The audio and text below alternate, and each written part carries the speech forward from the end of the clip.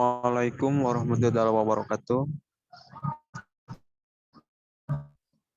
Alhamdulillahirabbil alamin wa binasta'inu ala umuri dunya waddin wa ala alihi washabihi amma ba'du. Perkenalkan, kami dari kelompok 1 yang beranggotakan saya Iris Irawan sebagai moderator, dan yang kedua Ahmad Adam Rahman Saleh sebagai pemateri, Fahmi Fatur Rahman sebagai pemateri, Alan Popi sebagai materi, Michelle Fianandini, Gania Nurbayanti Fadila, Mirna Rahmawati, dan Najla Aulia Fadila sebagai pemateri.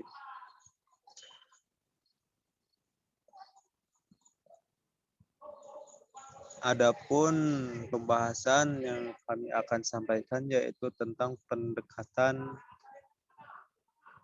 bottom up dan top down.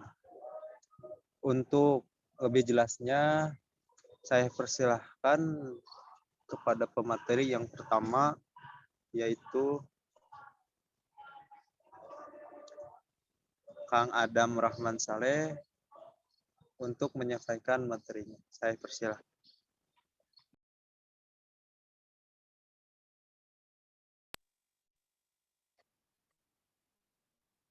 Terima kasih kepada Kang Eri sebagai moderator yang telah memberikan saya kesempatan untuk menyampaikan materi.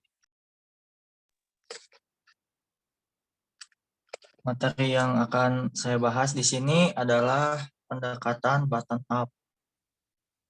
Poin pertama ada menumbuhkan dan meningkatkan kultur anti korupsi. Masyarakat juga dapat meningkatkan kultur pendidikan anti korupsi kepada anak sejak dini. Hal ini bertujuan agar dapat membentuk pribadi anak yang nantinya akan berakhlak dan berkarakter dengan baik. Selain itu, masyarakat juga dapat membudayakan kultur anti korupsi pada kehidupan sehari-hari. Misalkan tidak melakukan korupsi waktu ketika memiliki janji kepada orang lain, tidak menyontek pekerjaan orang lain, dan tidak mengambil keuntungan secara diam-diam atas dana yang dipegang. Poin kedua, melaporkan tindak korupsi yang terjadi.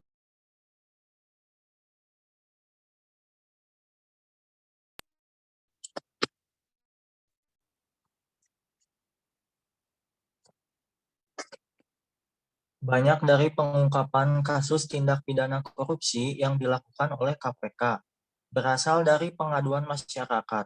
Hal ini menunjukkan bahwa masyarakat dapat berperan penting untuk memberikan kontribusi yang baik kepada KPK dalam upaya pemberantasan tindak pidana korupsi. Selain itu, hal ini juga menguatkan kedudukan KPK sebagai reformasi yang lahir dari rakyat itu sendiri. Nah, sehingga dengan berkontribusi untuk mencegah terjadinya tindak pidana korupsi, masyarakat dapat memaksimalkan kinerja KPK dalam menyelamatkan potensi kerugian negara yang dilakukan oleh oknum pejabat pemerintahan. Poin ketiga, mengawasi pemilihan umum dengan melihat rekam jejak calon pemimpin. Masyarakat juga dapat berperan untuk membersihkan pemerintahan dari potensi tindak pidana korupsi. Langkah yang paling efisien dan efektif ini adalah dengan mencermati rekam jejak calon pemimpin dalam pemilihan umum. Masyarakat harus memiliki kesadaran yang tinggi untuk menolak praktik politik uang dan tidak memilih calon pemimpin yang berpotensi atau tidak terbukti melakukan tindak pidana seperti korupsi. Poin keempat, pendalaman nilai Pancasila kepada masyarakat untuk meningkatkan kesadaran anti korupsi.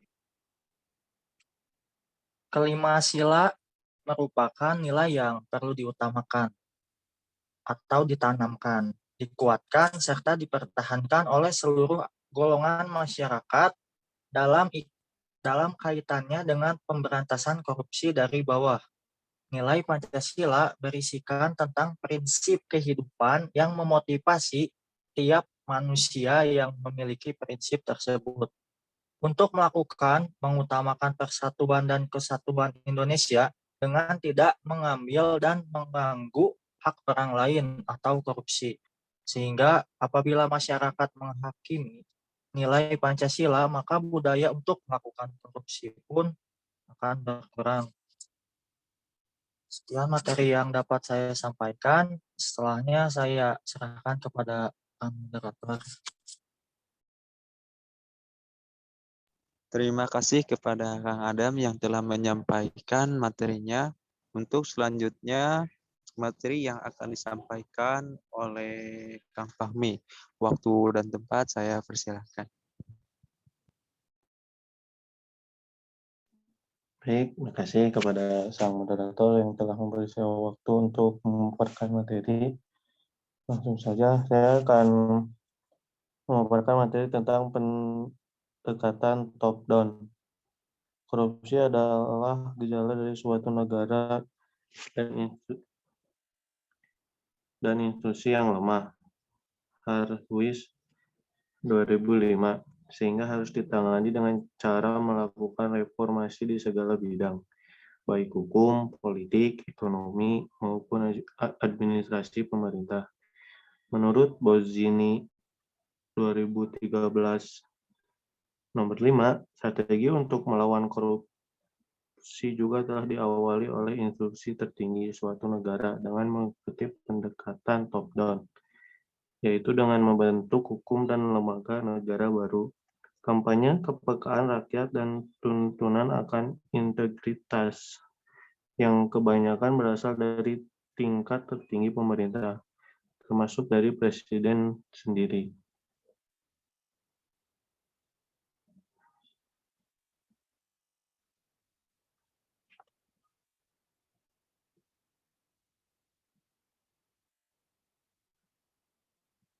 Next deh, Kang.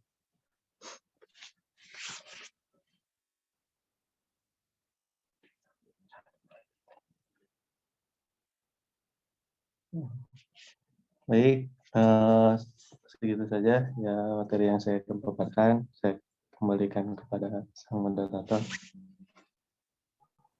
Terima kasih kepada Kang Fahmi yang telah menyampaikan materinya. Dan untuk materi selanjutnya yang akan disampaikan oleh TLN, waktu dan tempat saya persilahkan. Baik, terima kasih kepada Kang Eris yang telah memberikan saya kesempatan untuk memaparkan materi ini. Saya akan membahas tentang contoh top-down. Berikut beberapa upaya Indonesia dalam melawan korupsi dengan pendekatan top-down. Yang pertama ada pembentukan Komisi Pemberantasan Korupsi atau KPK sebagai suatu lembaga anti korupsi yang independen dan efektif semenjak berakhirnya Orde Baru dan dimulainya era reformasi, korupsi, kolusi, dan nepotisme atau KKN yang merajalela dan tersebar luas dapat diatasi kurun waktu yang relatif singkat meskipun sumber daya yang dimiliki KPK tidak memadai. KPK bertugas untuk memberantas korupsi secara profesional, intensif, dan terus-menerus. Yang kedua, ada reformasi birokrasi di berbagai lembaga negara. Reformasi birokrasi merupakan upaya untuk melakukan pembaharuan dan perubahan mendasar terhadap sistem penyelenggaraan pemerintahan, terutama menyangkut aspek-aspek kelembagaan atau organisasi, ketata kelaksanaan atau bisnis proses, dan sumber daya manusia apatur. Perubahan yang paling diutamakan saat ini adalah penyederhanaan birokrasi, supaya masyarakat bisa terhindar dari oknum yang memanfaatkan birokrasi yang panjang dan berbelit-belit. Yang ketiga, ada peningkatan insentif melalui remunerasi pendapatan sebagai upaya pencegahan korupsi. KPK membuktikan dengan gaji yang lebih bagus, maka efisiensi dan kinerja PNS juga menjadi lebih bagus. Sebelumnya, praktik korupsi kerap dilakukan karena PNS merasa penghasilan yang diterimanya tidak cukup. Karena itu, banyak dari mereka yang menerima gratifikasi dan tidak menolaknya. Gratifikasi ini kemudian berujung kepada praktik korupsi yang lebih besar. PNS berada di urutan kelima setelah kepolisian, peradilan, partai politik, dan parlemen dalam praktik tindak pidana korupsi. Yang keempat ada rotasi pejabat pemimpin lembaga merupakan salah satu upaya yang dilakukan untuk menghentikan praktik korupsi. Badan atau lembaga yang terindikasi dengan praktik korupsi akan dirombak secara besar-besaran, lalu kemudian dipilih wajah baru yang dapat meningkatkan kinerja dan pelayanan publik. Selain ini, penggantian pejabat yang menduduki posisi strategis dengan orang yang kredibel diharapkan dapat mengembalikan kepercayaan rakyat kepada pemerintah. Langkah perubahan ini telah sukses dilakukan oleh beberapa lembaga negara, contohnya Kementerian Keuangan, Mahkamah Agung, BPK, Kejaksaan Agung, Kementerian Pemberdayaan, Aparatur Negara, dan lain-lain. Yang terakhir ada rekrutmen aparatur sipil negara yang dilaksanakan secara profesional dan diawasi dengan ketat. Penguatan kapasitas sumber daya manusia yang mendorong birokrasi diisi oleh perorangan yang profesional. Sumber daya manusia yang profesion adalah pegawai yang bekerja dengan pengetahuan dan kompetensi yang memadai dan memiliki integritas yang unggul. Penguatan kapasitas sumber daya manusia dilakukan melalui professional development program dan karakter building program. Birokrasi yang profesional harus diisi oleh orang-orang yang profesional, yakni orang-orang yang bekerja dengan kompetensi yang memadai. Di samping itu, penguatan kapasitas sumber daya dibutuhkan untuk membekali para pegawai agar memiliki tanggung jawab, disiplin, dan patuh terhadap aturan yang berlaku. Menurut Pak Turi 2017, halaman 74. Melalui Professional Development Program untuk meningkatkan kompetensi pegawai dan menggalakkan program karakter building diharapkan dapat menjadi solusi untuk meminimalisir potensi korupsi dalam pelayanan publik. Mungkin sekian yang dapat saya sampaikan. Saya kembalikan lagi kepada moderator. Terima kasih kepada Teh Ellen yang telah menyampaikan materinya. Dan untuk materi selanjutnya yang akan disampaikan oleh Teh Michelle. Waktu dan tempat saya persilahkan. Baik, terima kasih kepada moderator. Di sini saya akan menjelaskan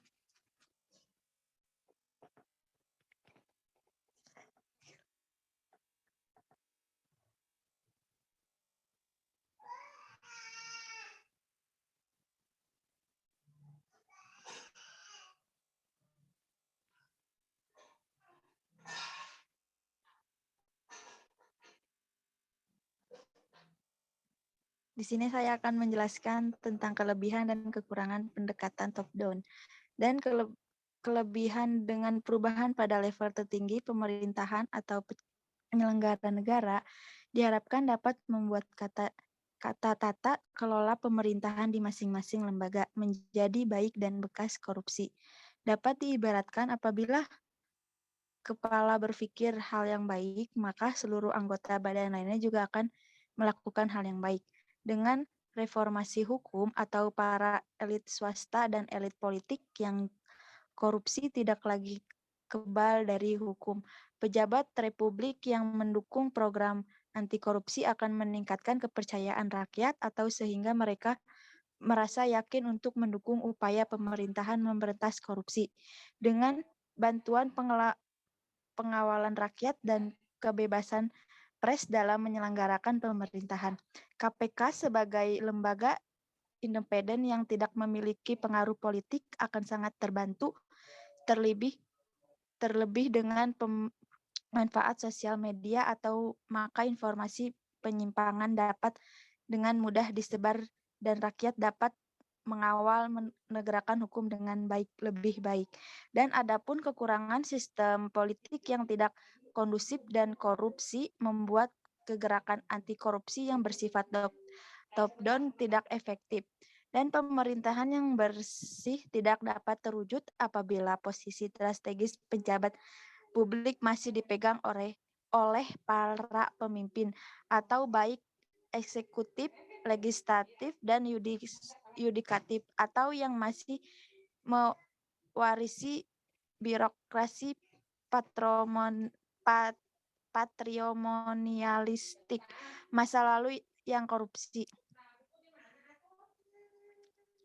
dan berbentuk jaringan korupsi yang memberi untuk bagi mereka dalam sebuah hubungan patron dan klien.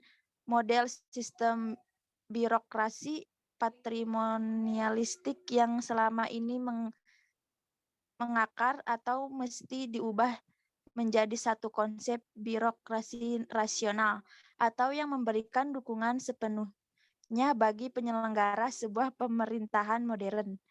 Adanya upaya pelemahan KPK dapat membuat pejabat korup semakin leluasa melaksanakan aslinya. Selain itu, Indonesia adalah negara kesatuan dengan prinsip ekonomi yang luas, di mana setiap pemimpin atau daerah memiliki kebebasan dalam mengelola daerahnya. Hal ini membuat upaya pengawasan dan pengendalian menjadi cukup sulit. Atau apabila lembaga pengawasan independen di daerah tidak benar-benar independen dapat dipengaruhinya. Cukup materi yang saya dapat sampaikan, saya kembalikan lagi kepada moderator.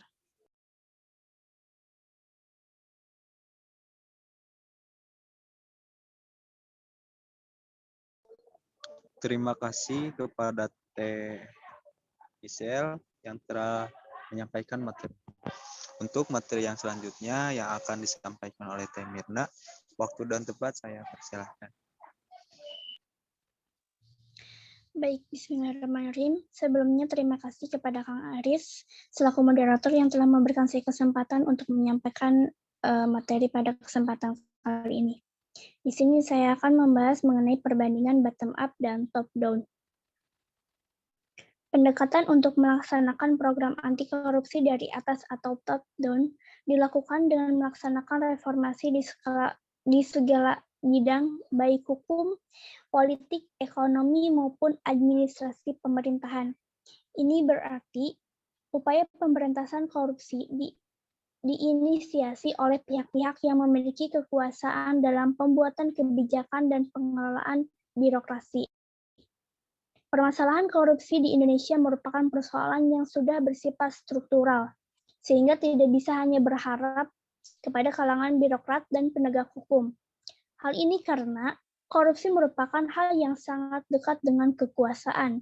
Kekuasaan merupakan salah satu peluang yang dapat menyebabkan korupsi. Sehingga pemberantasan korupsi tidak dapat hanya dilakukan secara top down, akan tetapi harus bottom up. Pemberantasan korupsi sampai ke akar harus melibatkan peran langsung dari rakyat.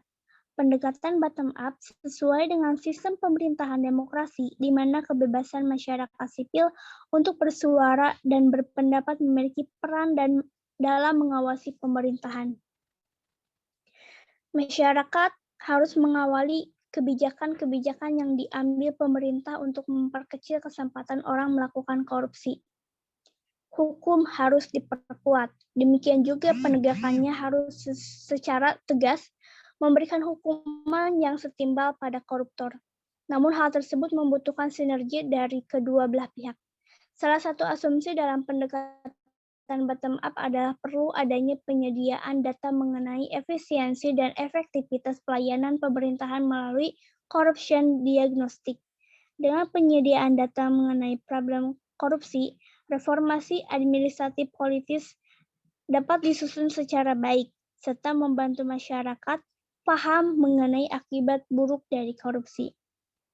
Sekian materi yang saya dapat sampaikan. Mohon maaf bila ada kesalahan. Saya kembalikan lagi kepada moderator. Terima kasih kepada Teh Mirna yang telah menyampaikan materinya. Untuk selanjutnya, adapun pendapat kami tentang pendekatan top down dan bottom up yang akan disampaikan oleh Teh Gania. Waktu dan tempat saya persilahkan. Baik, terima kasih kepada Kang Eris yang telah memberikan saya kesempatan untuk menjelaskan materi. Pertama kan tadi sudah dijelaskan ya kelebihan dan kekurangan top down atau bottom up. Yang pertama, top down itu kan pendekatan dari atas ke bawah yang menggunakan pengambilan keputusan oleh pemerintah dan kemudian akan dikomunikasikan kepada rakyat. Lalu ada bottom up. Bottom up itu kan pendekatan dari bawah ke atas yang menggunakan pengambilan kebijakan berdasarkan masukan dari rakyat dan kemudian disusun serta direalisasikan oleh pemerintah. Lalu, bagaimana pendapat mahasiswa mengenai kebijakan-kebijakan tersebut? Nah, dalam masyarakat, peran mahasiswa kan adalah sebagai kontrol sosial ya. Mahasiswa dapat melakukan peran preventif terhadap korupsi dengan membantu masyarakat dalam mewujudkan ketentuan dan peraturan yang adil dan berpihak pada rakyat banyak, sekaligus mengkritisi peraturan yang tidak adil dan tidak berpihak pada masyarakat. Mahasiswa juga dapat melakukan peran edukatif dengan memberikan bimbingan dan penyuluhan kepada masyarakat baik pada saat melakukan kuliah atau kerja lapangan mengenai masalah korupsi dan mendorong masyarakat berani melaporkan adanya korupsi yang ditemuinya pada pihak yang berwenang. Selain itu, mahasiswa juga dapat melakukan strategi investigatif dengan melakukan pendampingan kepada masyarakat dalam upaya penegakan hukum terhadap pelaku korupsi, serta melakukan tekanan kepada aparat penegak hukum untuk bertindak tegas terhadap pelaku tindak pidana korupsi. Mungkin cukup sekian materi yang saya sampaikan, saya serahkan kepada moderator. Terima kasih kepada Tegania yang telah menyampaikan pendapatnya. Untuk selanjutnya dari yang telah disampaikan materi yang telah disampaikan, adapun kesimpulan dan untuk kesimpulannya yang akan disampaikan oleh Teh Najla. Waktu dan tempat saya persilakan. Sebelumnya terima kasih kepada moderator yang telah menyisihkan waktunya untuk saya. Jadi kesimpulan pendapatan bottom up dan top down bahwasanya korupsi merupakan akar dari banyak kerugian negara dan menjadi salah satu permasalahan penting menurut Bank Dunia.